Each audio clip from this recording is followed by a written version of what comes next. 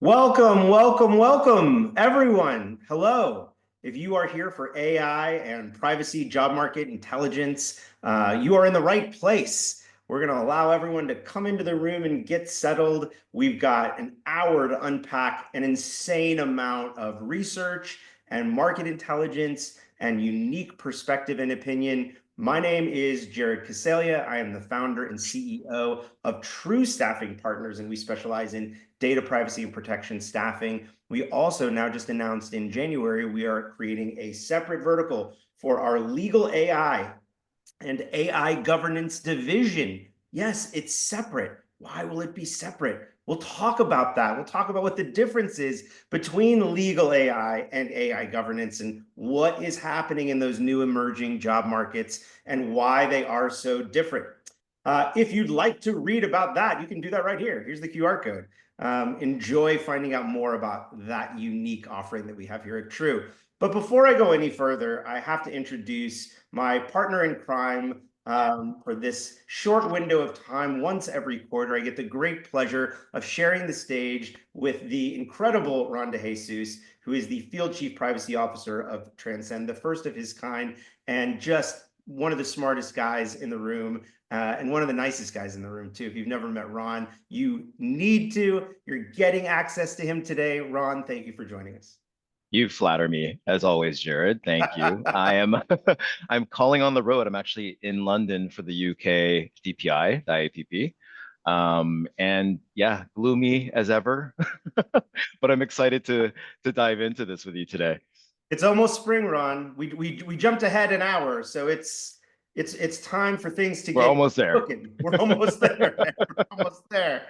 All right, everybody. We have so much information to unpack for you. One of the things we wanted to start with is actually, because I get this question all the time now, Jared, what is the difference between legal AI and AI governance?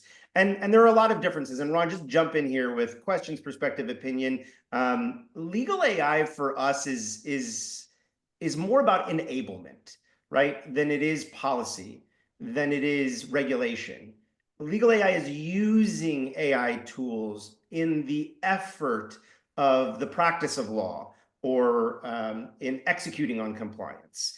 And it's important, I think, to distinguish that from what we're considering AI governance, because the jobs are starting to distinguish themselves and the skill sets are going to be different and they are going to be unique, and the technology and the ecosystems on either side of this proverbial fence are going to be different in terms of adoption, in terms of what we're seeing customers, both law firms, corporate, and other gain in terms of adoption. For this legal AI, we are seeing a lot more of these jobs in law firms and consulting firms, right? They're trying to figure out how to use that AI technology to enhance the practice of law. And one of the themes, anybody who's heard me speak on any of our webinars for any of our verticals talk about is this pressure is now coming. And Ron, I'm curious what you're seeing in this regard.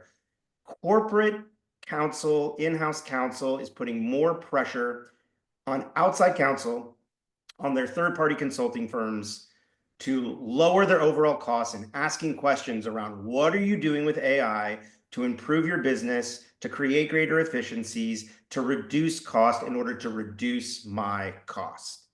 And I think a lot of people are challenged with really thoughtful, articulate, deliberate answers when they are pressed with that question. And I'm curious what you're seeing, because this is where we see legal AI in the business enablement, in a billable resource, someone who actually is going to be billed for their time to provide a service that is unique based on their skill sets in AI technology and process. What are you seeing here in terms of that dynamic between pressures from corporate, the creation of these kinds of agendas within service providers, law firms?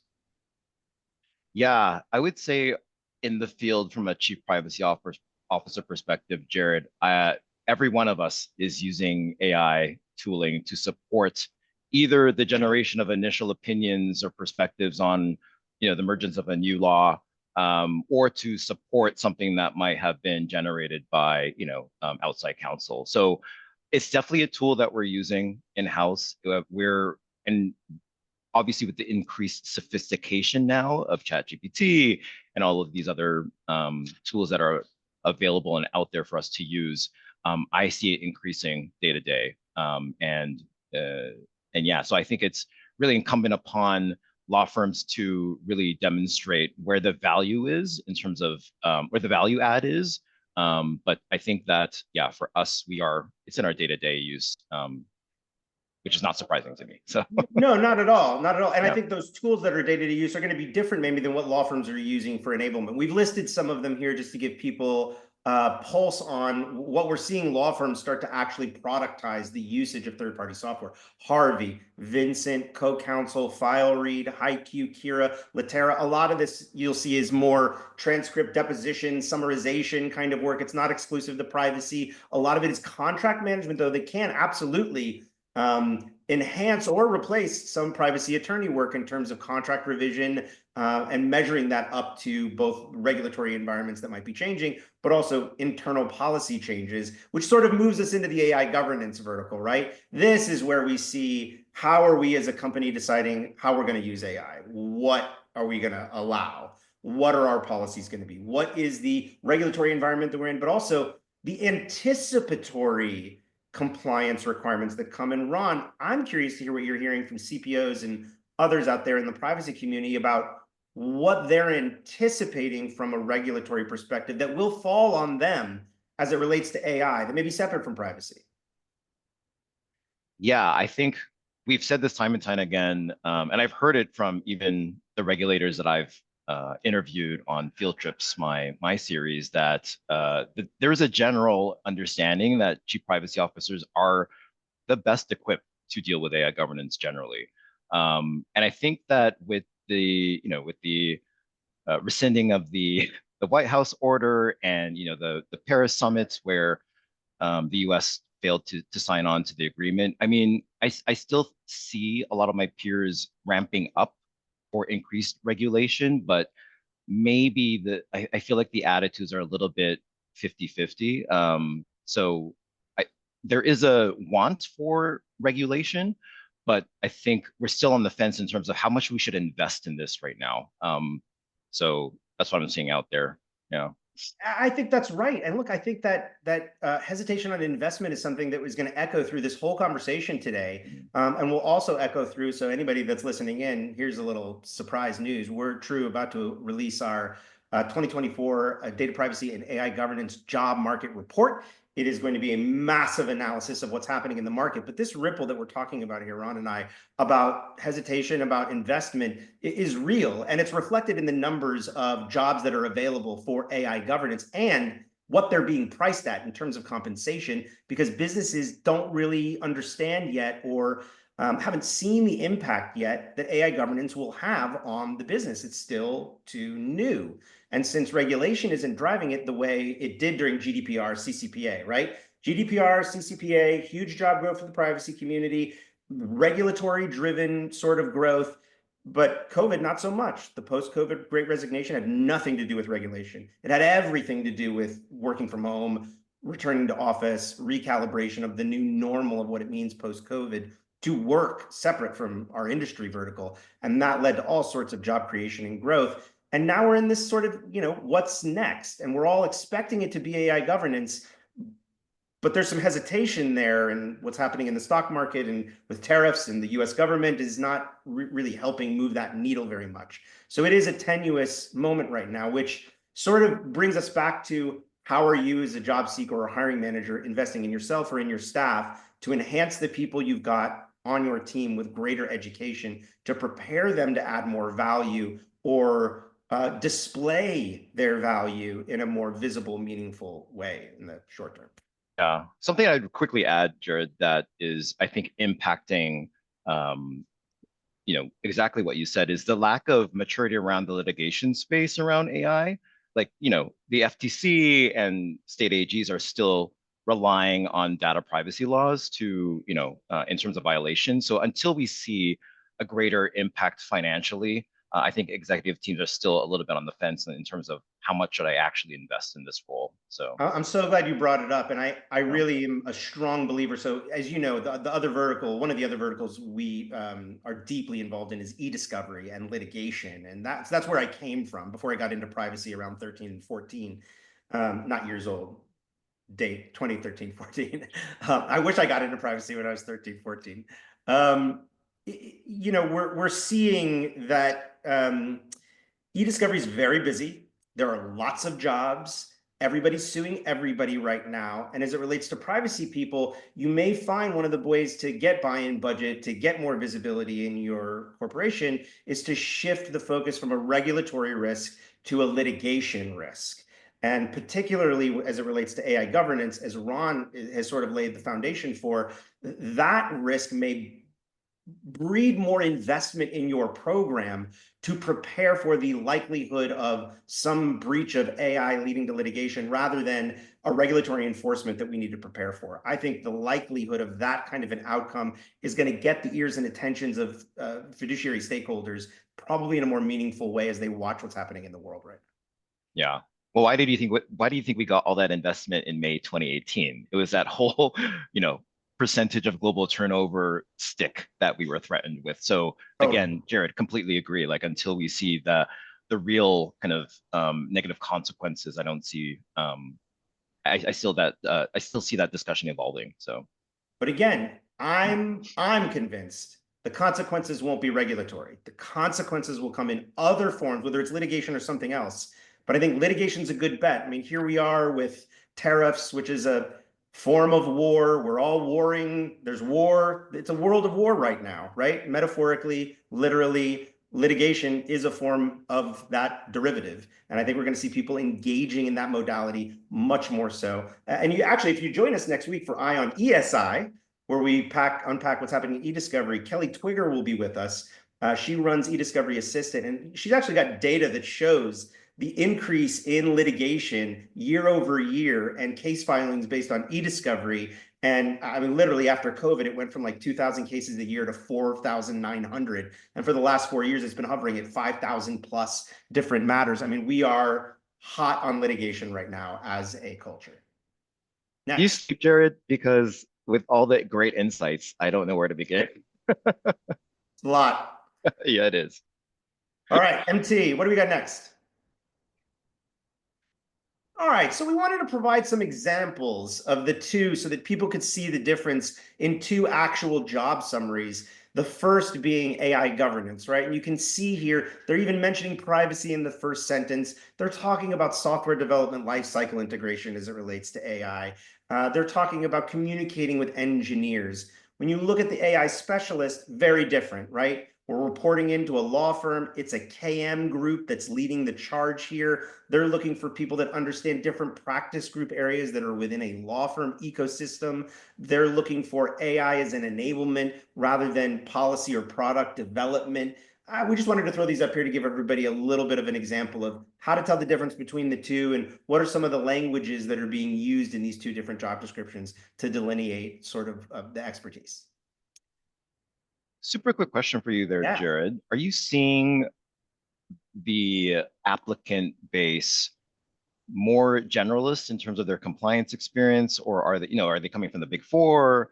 Are they former attorneys? Like, what's the makeup of folks? Because obviously from a traditional privacy role perspective, broad compliance experience or legal experience, but is that the same for these governance roles, AI governance roles? Ron, it's a great transition, I think, into our next data point. I don't know if that was planned, but MT, we're going to get into jobs versus job seekers. So I'm going to answer that by presenting this data and tell me if it answers your question, Ron. Right. And by the way, if others have questions, please don't be shy. You can put them in the Q&A, not the chat. Put them in the Q&A channel. We'll do our best to answer them. We'll take some time to answer some questions.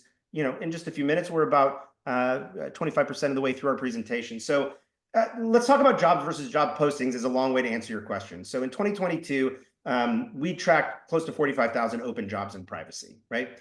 Great resignation, everybody's switching jobs, mass attrition, stock market's through the roof, interest rates are at an all-time low, cash is flowing freely, headcount approval is easy to get, privacy still in primary focus coming out of COVID, lots of jobs. Now let's look at the next 2 years.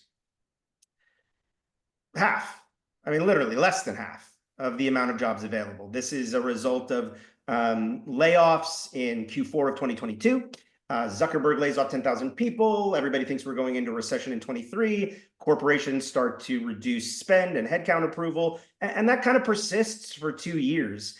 What's really amazing about this corpus of jobs is just how many of them are contract and contract to hire, but we'll cover that in a second.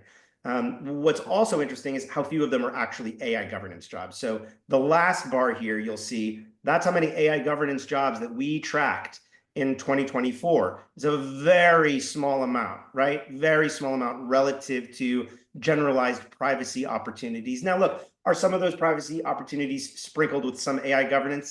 Sort of, but you'd be surprised, not really. Are some of those AI governance jobs sprinkled with privacy? Yes. Maybe more so than the reciprocal. But it's an ecosystem that has not evolved. And we've really broken down a lot more information in our report about what's happening in those 2,400 jobs. And to your question, Ron, where are the people? Where are the people that have the skills for those 2,400 jobs? So let's take a look at that. When we look at skills versus jobs, so this is using publicly available data on LinkedIn Insights. We combine people that are self-coding themselves, self-identified as having privacy and AI governance skills in this upper right-hand corner. And you'll see that's almost 1.8, we'll call it 1.7 plus million people that claim to have both, right? We can argue the validity of what skills those people have on another day. It doesn't really matter for the sake of this conversation. Then we just take privacy and governance without the AI. Pretty much the same amount of people, a lot less jobs. So the focus of the job market is heading towards having an AI incorporation of governance, not just a traditional governance in terms of its acceleration from a job perspective, right? 2,400 versus 13, that's almost 1,000 plus more jobs. But this is the most important part. When you take privacy out and you just look at people that self-identify as skills in AI and governance, you only get 383,000. That's 1.4 million less people that have privacy and AI governance versus just governance. And the reason why this is problematic in the market is because those 2,400 jobs are paying 40 to 15% less than what the privacy professionals are already making. So we've got some dissonance, right? In some ways, the candidate pool over the last 2 years with the birth of AI, or the AI revolution, have evolved. The market has not caught up with them yet. Does that answer your question, Ron, of like, where are the skills coming from? Who has these skills? Where do we find them? And then, what we'll talk about with the bulk of the rest of today is kind of the outcomes of all of this. It does, Jared. And I think, the rest of the community, myself included, is still determining what AI governance truly means to them. And I think the requisitions that I've seen are also truly a mishmash of everything but the kitchen sink plus AI. So I still think we're maturing in terms of the skill sets that we want for this role. But the privacy, again, I stress the fact that as privacy professionals, I feel like we're the best suited. I actually would like to see what an AI plus governance resume looks like. Because obviously AI being so new and then not having that traditional privacy experience, I wonder what that governance skill set is actually referring to. So. I'll tell you. Oh, great. or I'll give you some examples, right? Yeah. One is trust and safety research. So we do see sort of a segment of the marketplace that is both on outside counsel and in-house that is doing research analysis, comparative analysis on what are we doing from a trust and safety perspective as it relates to our AI governance at this corporation, right? Having nothing to do with regulation and much more to do with policy, how we want to enable it, and how we want to control it in the workplace. That's a whole ecosystem of opportunity. And a lot of the larger companies, where they're leaning on outside counsel to come in and provide the legal ramifications of these policies and check them against state, local, federal, and global regulations, helping them with the nuance, helping them with training, creating of training to enforce and educate on those policies. That's one version, right? Those people often have nothing to do with privacy. Mhm. They come from a completely different perspective and often have come from research jobs in AI, or are younger generations coming out of school with work in AI, technology or research. They have some attachment closer to AI than they do to the privacy. That's just one example, but there are others. But as you can see, a lot of these people, I think, are also governance professionals that come from records management, Mm. traditional infogov records management sort of positions, and have the AI because they started using ChatGPT, right? So is that a yeah? And so I guess the 217 job post also tracks because I would think that the number of orgs that are looking for that kind of conglomeration of skill sets is quite rare. You probably I I've seen 99% of the time in CPOs want someone with previous privacy or regulatory experience versus kind of the TN trust and safety through the trust and safety lens. But that's an interesting stat. Yeah. I agree with you. And the reason why I think there's only 217 of those is because they don't need to hire for them. They can Mm, train those people from within. right. It's a lot harder to train someone on privacy and AI governance from within. You're going to find more people have a privacy person that they'll train on AI gov, or are going to go hire that privacy person if that knowledge base is absent. That's not something that they're going to train for. Uh, Makes sense. the governance, though, they might. So the reason I draw all of this out for us, and then we'll take a breath and we'll take some of these questions because I see there's some questions here, Yeah. which is great. Thank you for the questions. Is because I think it's going to grow. I think we're going to see more jobs. I don't know that we'll see a whole lot more people. I think we've got plenty. Um, but there's also sort of signals for people that aren't in privacy and aren't in AI governance. It's going to be tough for you to get in. I appreciate all the people out there, and there are thousands of them who come to us on a weekly basis and want to break into the industry. But I don't know that we need any more people in this industry, guys. Not right now. This is a tough to break in and find a place. So we'll see how it plays out. But right now there aren't enough jobs for too many more people to get in when you got 1.7 to 2,400. Okay, Right. next slide. So before we get into the privacy compensation benchmarks, which ties to this conversation, let's take some questions, Ron. Sound good? Love it. Let's do it. Other than the, thank you, Shadrach, for this question. Other than the EU AI Act, is there another major regulation that privacy professionals should be analyzing or watching, or any forthcoming? Ron? Yeah, I'd say in terms of like de facto regulation, it is the EU AI Act. I know there's, in the US, we have the Colorado AI Act, which I've heard is closely modeled on the European Act. I also know there's a large number of states that are considering bills related to AI. So I would still keep an eye on what's happening at the state level for sure. And Jared, we've talked about the sense of deregulation with this administration. I'd still say that's a factor, but yeah, definitely look for the states to basically fill the gap when it comes to the lack of national or federal legislation. Yeah, so it's definitely a space to keep an eye on for sure. I think that's right. I mean, Yeah, you've already seen some stuff come out of the states, right? Illinois has the biometric, which is sort right. of moving in this direction, and there's all these nuances. And even if we got a federal regulation in the US, I don't think it would raise the bar above California and Colorado and some of these other states in terms of how everyone would have to then step up their game. I think it would be a pretty low common denominator that would still require businesses to cater to each unique state law as it relates to Right. privacy. My guess is governance in AI sort of follows the same. Um, I mean, I even think it might be interesting if we start seeing the way different states use tax law to attract businesses if AI governance law becomes so nuanced that you actually see businesses moving into states where they can do more from a regulatory perspective with AI. But I think we're pretty far from that for now. I think we'd have to see a real shift in the social consciousness at a global level to restraint versus exploration as it comes.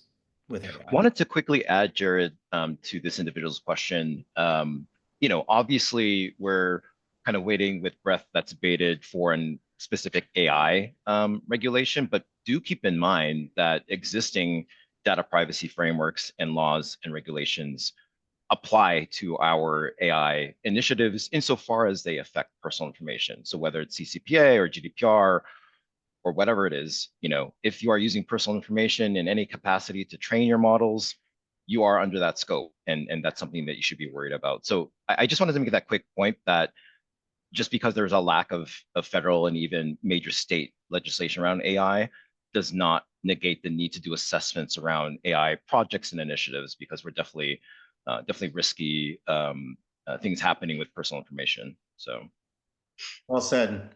yeah. This question comes to us from Sandra. Since these are very new rules, I would expect there may be a high need, but they may not be advertised.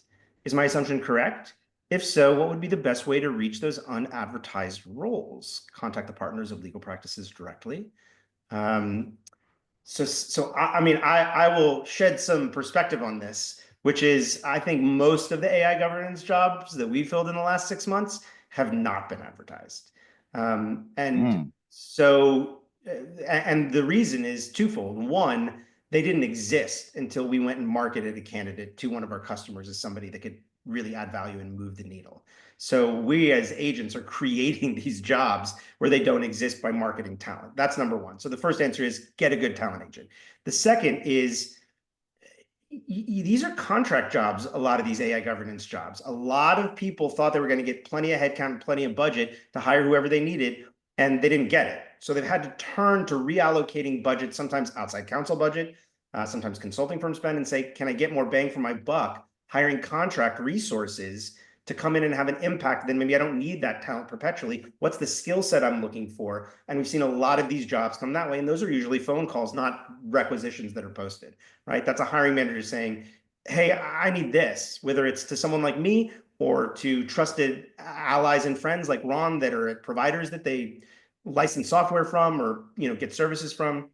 However they decide to go about recruiting, a lot of times those jobs aren't posted. And a lot of times it's because they don't know how to write the job description, right? They're looking for help to actually put something on paper that codifies things and has some parallel to what's happening out in the marketplace. The other thing to consider too with AI governance is a lot of people did get budget, but it wasn't enough. And so we've had a number of customers who had jobs posted that said, you know what, we're not going to fill that job because I can't get the caliber of talent I need at that price. Could I get a contractor who could work 20 hours a week that I could keep for a year at a fractional capacity, who brings a much higher skill set, and I can afford to pay half the year, but I couldn't afford to hire them in a full-time capacity because they're too expensive. And we're seeing a lot of contract jobs get filled that way as a means of sort of making the budget and the caliber and the need all work together. I'll pause, Ron, because I see you have something you want to add. I was just going to say, I don't know if you saw in the comments, but Terry White is asking, how do I get a good talent agency for a job hunt? And I would just say, Terry, you're looking at him right now. So make sure you reach out to Jared after the webinar for sure. Yes, we have a whole team of people who will be thrilled to have a conversation with you. And my team is wonderful. They're really caring people and have good judgment and character. Okay, let's take a few more questions. This one comes to us from, we answered this one. Yes. Are you seeing blended job roles for program managers who have extensive technical and legal paralegal skills to support the AI governance consultant and legal AI specialist skills? Would having both of those skill sets be an advantage in the current job market? Ron, do you want to take that one first? Yeah, sorry, I was just reviewing another question. So, I would say, yeah, I mean, obviously, traditionally speaking, let's just kind of take privacy as an example. Privacy has traditionally been a legal role. Obviously, we've seen that expand over the last decade. And FYI, I'm not a lawyer, but I was a former chief privacy officer. So I would definitely say someone with a legal skill set that can obviously read a law and operationalize it kind of eyes closed, it definitely has an advantage when it comes to applying for AI governance roles for sure. And it's always good to have someone on your team that can support the GC or privacy counsel. So yes, I would definitely say that's an advantage in the current job market. That being said, again, from a privacy perspective, I think a broad skill set of whether or not you come from an audit background or just a broader governance background, those are also good skills to have. But I would say, Jared, just traditionally speaking, if you have a legal background, that does give you a bit of a one up because we're seeing a lot of GCs put out the requisitions for this type of 100%. So 100%. yeah. Definitely a leg up. And more specifically on the paralegal piece, what kind of paralegal are you should sort of drive how you think about integrating AI into your skill set. Meaning, if you're a paralegal in real estate, there are some really specific use cases and technologies that are being developed for AI for real estate legal practices. If you're in litigation, there are some very specific tools for that, right? File read, Relativity One Air, a number of others, eDiscovery AI, right? If you're in tax and estate, if you're in corporate transactions, if you're in contracts, right? If you're in contract, there's all sorts of different tools that are specific for that niche.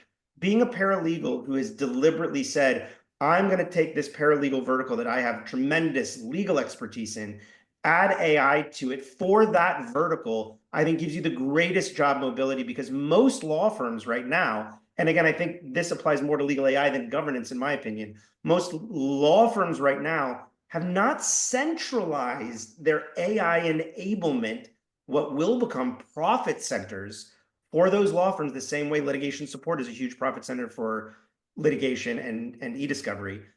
In fact, a lot of e-discovery and litigation professionals are now starting to inherit innovation in AI at law firms because they know how to turn it into a business that makes money. And that's very different than a lot of other practice groups that don't have those support systems as rigorously invested in as litigation does. So what's your specialty? Go deeper into the specialty. That will give you mobility, in my opinion. I want to take one more question, then we're going to look at some more data, and then we will come back to more questions. I love everybody's questions. Thank you so much. This is from the incredible journalist, Cassandra Clare. You mentioned Cassandra's here. Hey, she's Cassandra. here. I know. I feel so honored. She's incredible. You mentioned that privacy has become a job market tough to break in. Yes. How do you think the potential influx of talent that's leaving or planning to leave the Fed government might impact these job market dynamics? Ron? That is a great question. I have a very deliberate answer, which is it's not going to. Mm. It might in cyber, right? It might in cyber, but there aren't enough people that are in data privacy and AI governance that are holding the jobs that are getting eliminated that it has some kind of needle move on the market, in my opinion. In cybersecurity, different. Yeah, I guess I would say that obviously the folks that are in federal government and in, for example, privacy governance roles have an incredible skill set. They are, and there are regulations that are specific to the federal space for sure, but those are easily, transferable to private sector laws. So I guess my only comment is that, with the influx of this pool of talent that does have the skill set that we want, definitely makes it more challenging and more competitive, I would say, for sure. Well, look, I think the whole, I was explaining this to a friend this morning, that one way to look at tariffs and what's happening right now in America is tariffs will disincentivize companies from offshoring and sort of force bringing jobs back to America. I don't know if Americans want the jobs that are being offshored, I think is the bigger question on a very kind of esoteric level. But I think this notion that if we make prices too high to offshore, that we will insource jobs here is probably a little wishful thinking. And why it's disturbing to me is I think it gives the false impression to employers that there's going to be less expensive talent available in the data governance and data privacy market because of all these changes, whether it's Fed layoffs or tariffs that are leading to layoffs, right? There are a lot of people getting laid off right now in data privacy, right?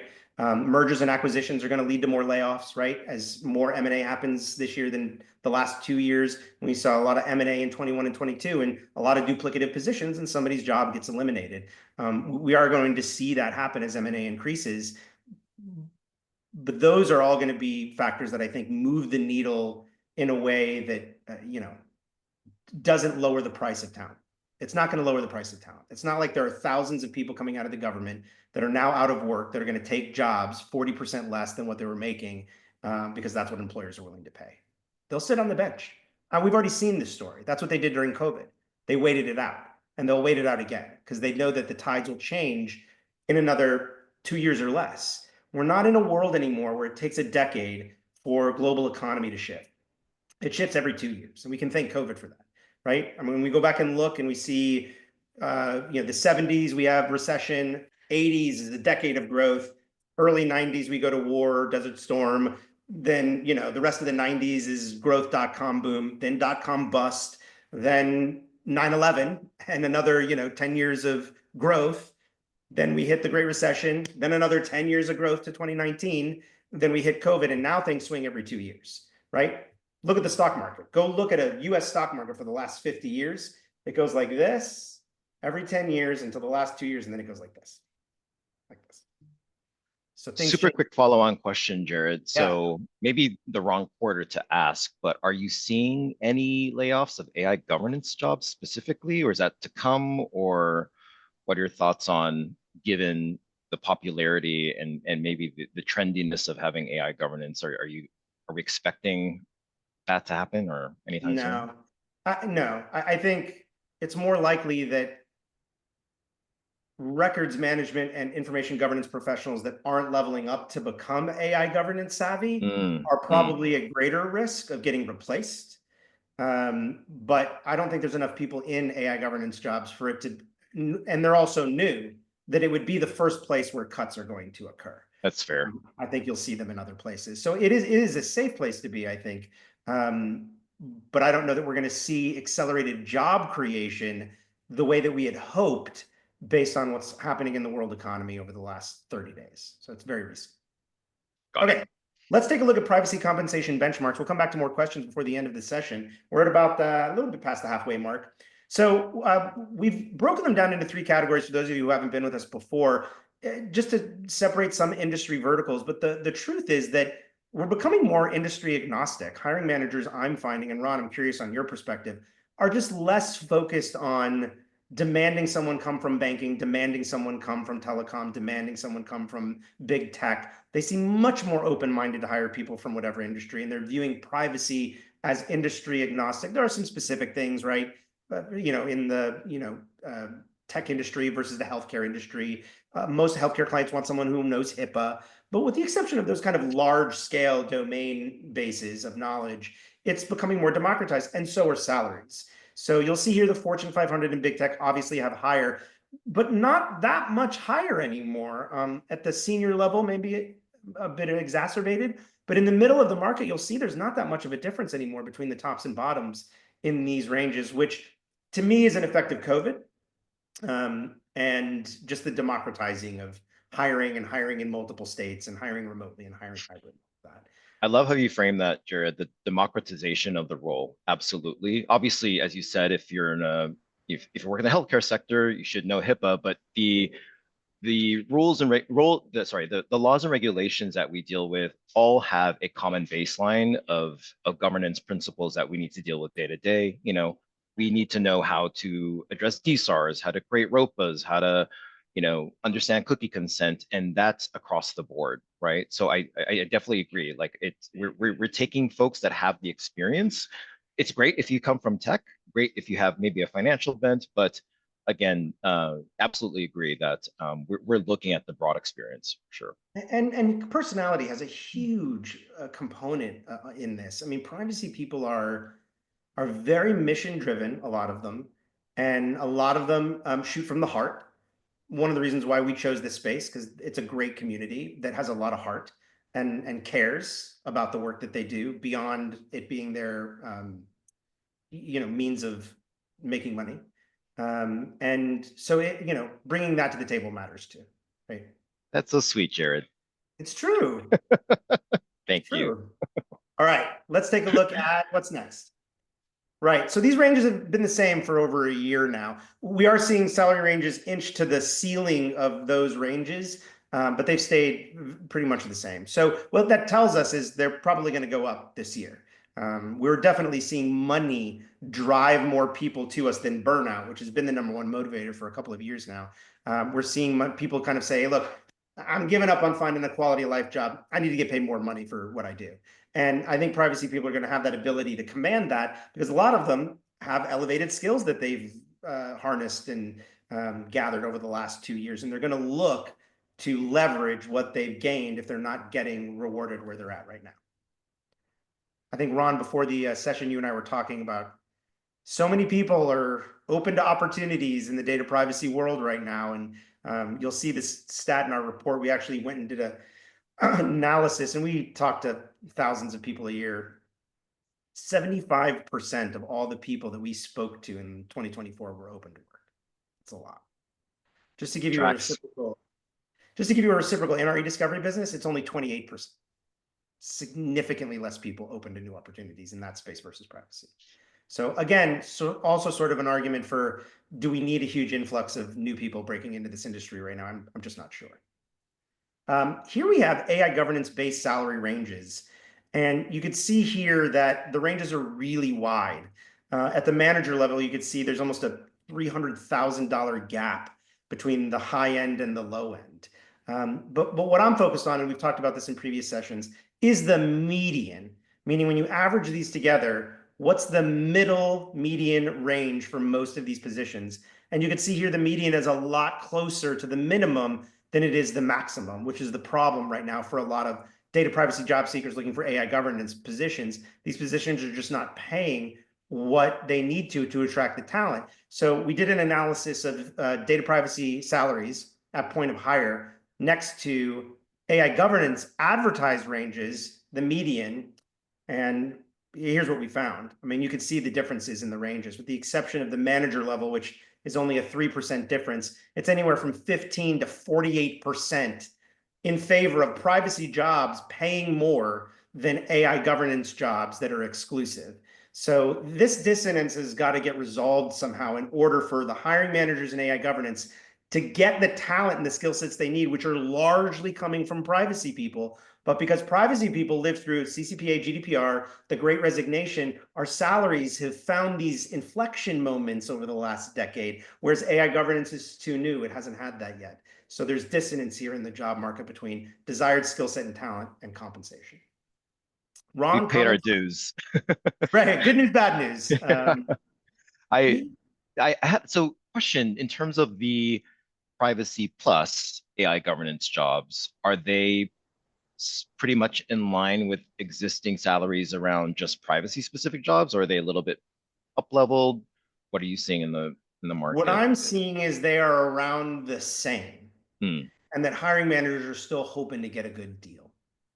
And that has been difficult for them. A lot of those jobs stay open a long time, and I would say 7 out of 10 times, at least in Q4 of last year and the beginning of this year, hiring managers have opted for a lower caliber of talent at a lower price than advocating for a slight bump in expanding the range of the role to get a higher caliber talent. That, or they've repurposed the role as a contract and said, give me the person I actually need, and I'll take them for 20, 25 hours a week. Yeah, and that exactly tracks what I'm seeing my peers experience in-house. They're being given the AI governance hat without necessarily getting additional budget or resources or support. And it's or a basically raise. or a raise, Ron. That is, I would say, 95% true, which is interesting because you would expect there to be a carrot at the end of that stick. But I'm not surprised that it's tracking as well on this stat. So I think there is a carrot at the end of that stick, but I think it's important that leaders define what that carrot is with their 100%. stakeholders so that when they catch the carrot, they get to eat it. It's not It's not an imaginary carrot, right? That we've hallucinated. Like, what is that carrot? What do I need to achieve? And look, this goes into a little bit more of a shift in the conversation to what we discussed earlier around regulation, which is how is privacy and AI governance driving sales, enabling marketing, increasing output to potential customers, retaining customers?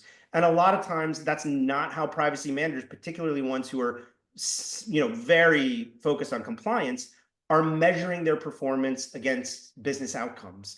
And that shift from measuring against regulatory outcomes to business outcomes, for me, is how people are going to get budget, buy-in, headcount, a raise, to say, hey, listen, we enabled marketing. This got to this many more people. It was completely compliant with all privacy laws in these jurisdictions. And we saw an increase in customer sales as a result of clicks on that blast that we enabled marketing that led to this much revenue growth. And huzzah, we want to take some credit. Go privacy. There's not enough going on out there. I'd say it's a bit of a double-edged sword, Jared, because if we as CPOs can demonstrate the efficiencies that our existing team can do with the lack of resources on AI governance initiatives, for example, our expanded remit to address the AI projects that are happening in-house, executive teams are like, okay, well, great, that's good for you, and we can keep running on fumes and kind of go forth. So I think it's depends on the culture of the company, but if you can demonstrate your efficiency, something that's a bit of a double-edged sword, I'd say. So, I think you have to shift it from a conversation around efficiency to a conversation around growth, and finding what are the trigger points with the people in the business who are invested in the business growing and succeeding, because they will listen to an AI governance. They will listen to anything with AI in front of it conversation right now. And that sort of buzzworthy ease of access to key stakeholders will fade over the next year or more, right? You won't be able to just say, I've got an AI solution and get that access to that stakeholder the way you can right now because of its amorphous buzzworthiness. Take advantage of that. It may be difficult for some people who are privacy that have been thrust into AI governance to see it from the other direction, but that may be required of them. I mean, listen, Ron, I agree with you. I think privacy people are the best people suited to inherit the earth on AI governance. But not all privacy people are best suited. And some privacy leaders may need to say to themselves, hey, listen, I don't want this. In fact, about 10% of people we interviewed at CPO level are like, I don't want this. This got put on me. I don't want this. I'm a lawyer. I do privacy. I'm not going to handle this AI governance. How do I get out of it? So it does go both ways, but I think sometimes privacy has less of an immediate attention-grabbing ability with stakeholders, but AI does. And how are we going to use those power dynamics to, get the attention of stakeholders and get the buy-in we need for more budget? I'm smiling because if someone in the audience has pushed back against an AI governance role, please let me know how that went. I'd love to know. All right, we've got a few more data points we can touch upon. Year-over-year salary growth. So this is the other thing to consider. In the peak of the Great Resignation, if you were a privacy pro with 4+ years of experience, you were getting between a 20 and 40% increase if you changed jobs. So in terms of trying to time the market on a job change, that was the time to change jobs if you had 4+ years experience. If we go to 2023, you'll see in privacy, it sort of flipped. In 2023, we thought we were going to a recession. So hiring managers were like, can I get somebody with less experience and pay less money? The problem is there were so few people out there with 0 to 4 years experience that it became very competitive to try to hire those people. So as people all tried to hire the same people, salaries went up, right? They went up between 25 and 32% if you had between 1 and 5 years experience. So that's pretty significant. So now the top of the market has gotten a big increase. The bottom of the market got a big increase. What happened in 2024? Nobody got a big increase. The highest increase in salary we saw, it was 10%, give or take. There's some outliers, but generally speaking. And that was generally at that 4 to 6 years of experience was where the highest demand was.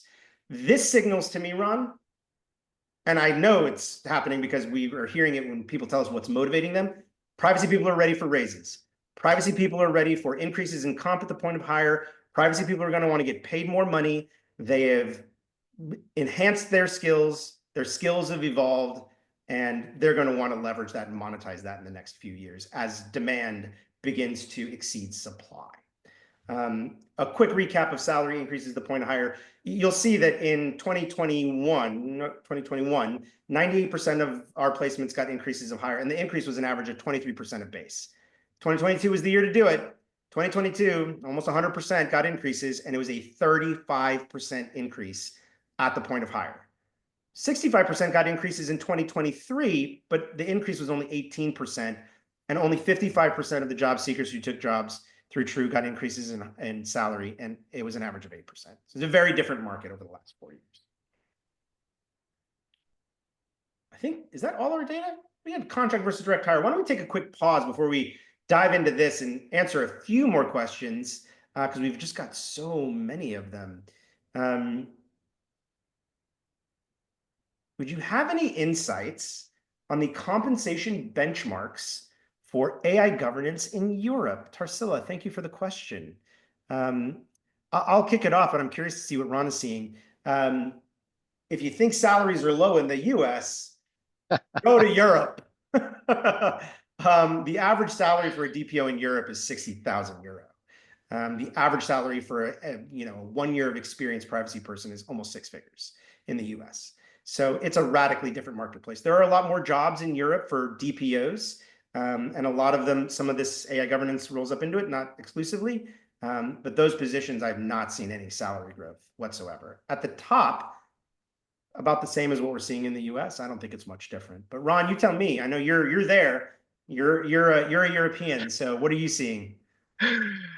I'm here, but I'm US salaries.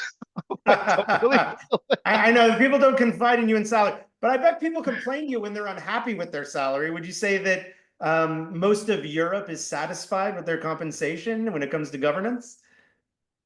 I honestly, I can't comment on that, Jared, because I actually don't fair. know. But I will say that obviously the regulatory environment here has been mature for more years than I've seen in the US in terms of having people be responsible for privacy.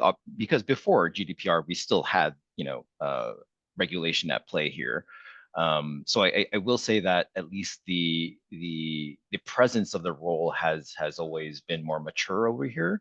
The salary piece might have played into that because there were more professionals. There was an abundance of, maybe an overabundance of people who were kind of specialists in the space. Maybe that accounted for that, but I truly don't have any insight into why that's so disparate. Maybe it's just a macroeconomic conversation. But Well, one of the other yeah. questions is essentially the same question about Canada. And, I can't say that the data on compensations in Canada is formulated in a way that I could have an opinion, but I will say this. With what's happening in the world right now, Canadians are choosing to do business with Canadians. There's going to be a schism between US businesses and Canadian businesses, whether US businesses want to or not. I mean, we are seeing Canadian businesses not happy with Americans right now. And I do think you're going to see a lot more insourcing happening in Canada as it relates to localizing talent, where they may have relied on US counterparts in the past. I might break into a rendition of "Oh Canada" right now, Jared, because I am Canadian. But I 1000% agree. I will say that as Canadians, I know we're getting off track a little bit, but we're extremely when times are tough, we band together, and we're seeing that in real time. So anyway. Yeah, it has been a force of nationalism and unity for them, this schism, and it's an unfortunate one. Obviously, we love our Canadian counterparts and want to be a part of their lives. All right, let's look at contract versus direct hire. We've got about 5 minutes left. We'll go through this very quickly. You can see here our final top 10 list of the top 10 reasons why people use contract or contract to hire. The number one reason, and it's more than 50%, is because we couldn't get headcount approval. So that is clearly a reason to consider making contract augmentation or contract to hiring a perpetual part of how your staffing strategy for your program works. 67% of the customers, we deal with hundreds and hundreds of corporations, 67% of them are using us for both direct hire and contract staffing, which is up significantly from this time last year. So it's definitely a modality that seems to be working in the community. And there are a lot of jobs out there for contractors. And by our track, more jobs that are actually getting filled with contract and contract to hire resources than FTEs in the last year. Any questions about any of this stuff, Ron? It's pretty self-explanatory. I will kind of map this out since this is an AI privacy webinar. What we're seeing that benefits privacy contract opportunities is sort of the lack of AI governance jobs. It's actually helping the privacy ecosystem. And what I mean when I say that is you start at the top with AI governance, your CPO learns it, then their deputies, now their bandwidth is diminished as a result of these new responsibilities. Some of those have to fall down onto their subordinates, and it's a trickle-down theory until what you have at the bottom is a bunch of privacy program fundamentals that nobody has the time to do. PIAs, DPIAs, ROPAs, refurbishing a DSAR request, watching the inbox of incidents. There's a lot of these things that just have to be done habitually in programs that people are running out of the bandwidth to do, and they're turning to the contract marketplace to fulfill that need when they can't get headcount, or it's more cost effective or efficient to hire someone in a fractional capacity to do those projects. Yeah, I think in those instances, it's good to consider a tool like Transcend as well that can automate a lot of that stuff. Absolutely. Absolutely. Okay. Here's the difference in contract versus direct hire staffing. You can see month over month in 2024, it kind of went back and forth, heavy on contracting, but in the fourth quarter, it skyrocketed. It's directly related to the US election results. I think people with the new administration got uncertain about the economic future, decided, hey, rather than hire full-time, let's consider a contractor and let's get them on before the end of our fiscal year in December. And we saw a huge uptick in hiring. Now, we also did see, to be fair, a huge uptick in jobs posted that are direct hire for privacy and governance in the fourth quarter. But we didn't see those jobs get filled in the fourth quarter with the same ferocity that the contract roles did. And this makes sense for a couple of reasons, not the least of which is a contract job usually gets filled in less than 10 business days, and a direct hire one usually takes between 30 and 120. So obviously more contract jobs are going to fill faster than the others because the timeline to hire is just significantly faster. Therefore, the volume is going to be larger when you look at it in just a quarter timeline, particularly this quarter. But it'll be very interesting to see at the end of this quarter when we come back, Ron, in second quarter for our webinar, if that has shifted, because there were a lot of advertised positions for privacy in the fourth quarter, and a lot of them I am seeing get reposted, and I'm not seeing someone accepted that job. So I have a feeling there's going to be some recalibration in the marketplace based on those positions, not all. Yeah. Mm-hmm. All right. I think that's, yes, remote versus hybrid. So we're still tracking this. I think the biggest takeaway for remote versus hybrid, whether it's governance or privacy, is just to say that if you want to be fully remote, you should look at contract opportunities. That's what the increase in fully remote here is reflective of. Most contract opportunities are fully remote. Most of these fully remote opportunities are contract. Now, the new normal is a 3-day or less in office requirement. The privacy community has sort of accepted this. Working remotely from home was the #1 motivator in 2022 and 2023 for job seekers. In 2024, it didn't even make the top 5 list. So people have sort of said, okay, if I want a new job, I'm going to have to come into an office, 2-3 days a week, and I'm cool with that. And employers seem to be cool with that too. I would say less than 10% of the jobs we've received in the last 3 years have been 4 to 5 days a week in an office, and it can take 3 to 5 times as long to fill those jobs, and a lot of them never get filled. They never get filled. They just get eliminated, or they get turned into contract roles and they hire somebody remote. That all tracks. Yeah, we're at the end of our time. I'm so glad we got some time to interject questions throughout this session. Chock full of information. We are recording. We will make available on trustaffingpartners.com website the recording of this. Ron, it's just a joy to banter with you for an hour and hear all your insights. I appreciate it deeply. Same, Jared. I can't wait for the next quarter. And yeah, thank you everyone for attending. Connect with Ron, connect with me. You will get a response if you reach out to me. We're happy to engage with you. That's our job. We love the community. We're in this space because we love the community and the discipline. And we want to hear from you. If you've got more questions or we didn't get to your question, follow up and we'll do our best to answer it. And everybody, we'll see you in another quarter. And if you're around tomorrow, I will be with Omir Tene from Goodwin Proctor. He will be joining us on privacy, and we will talk about things specific to privacy on tomorrow's webinar. So join us for that. Ron? Tell Omar I said hi. I will. All right. All right, Thanks, everyone. everybody. Thank you. Have a great month. Bye-bye.